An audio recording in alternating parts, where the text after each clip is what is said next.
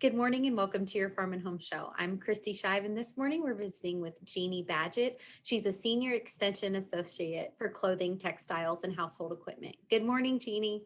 Good morning, Christy. Thank you for having me. It's great to have you back on the show.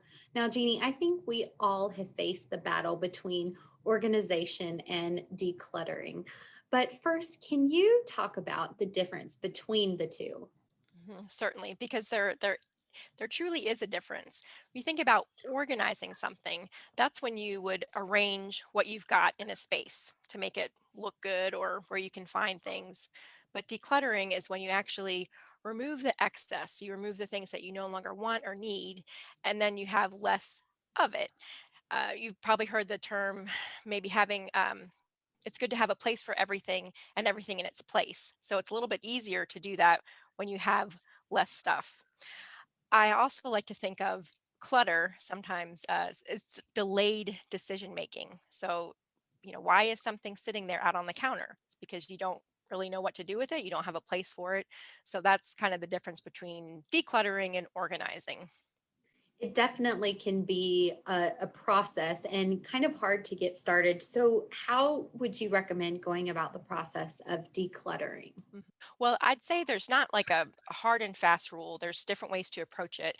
The main concept is to gather everything that you're going to be working with and put like with like. So in the case of if you want to organize, a kitchen cabinet or junk drawer, just pull it all out and put group similar things together, and that way you can assess the quantity of what you have.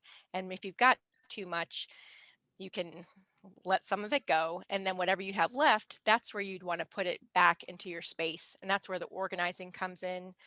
You really want to think about putting things back in areas or zones where things are going to be used, put them near where they will be used, and also grouping like things together in the storage space. So having all of your glassware together, or all of your cooking utensils that serve this a similar purpose together, because that way you've got your full choice of there what you need to use.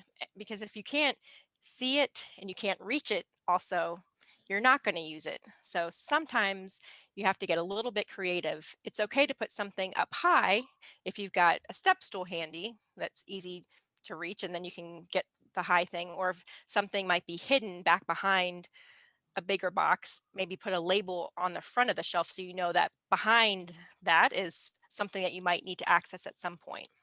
So, Jeannie, once we have decided what we want to get rid of, what can we do with those items?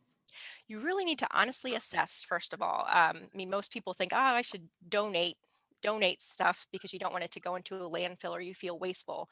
But think about if something is truly broken or really can't be used by someone else, it's okay to toss it, or you can recycle it if possible.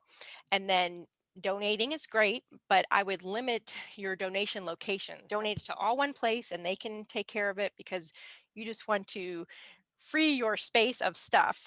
So just keep it simple. Now, Jeannie, sometimes it is challenging to part with these items. Where should we start if we lack the motivation to start this process? I think it's really just a mind shift and changing your perspective about the way your environment and the things in your environment make you feel. And it's okay to, we've got to recognize the fact that sometimes having all this clutter around may really be making us feel anxious, or just out of control in our life. So sometimes just changing the mind shift and think about the reason why you want to declutter is because you want to remove the physical barriers and mental barriers too. So just think about the end goal, and you just work, a little bit at a time, just but think about the big picture and think about, you just want to make things more simple and less stressful.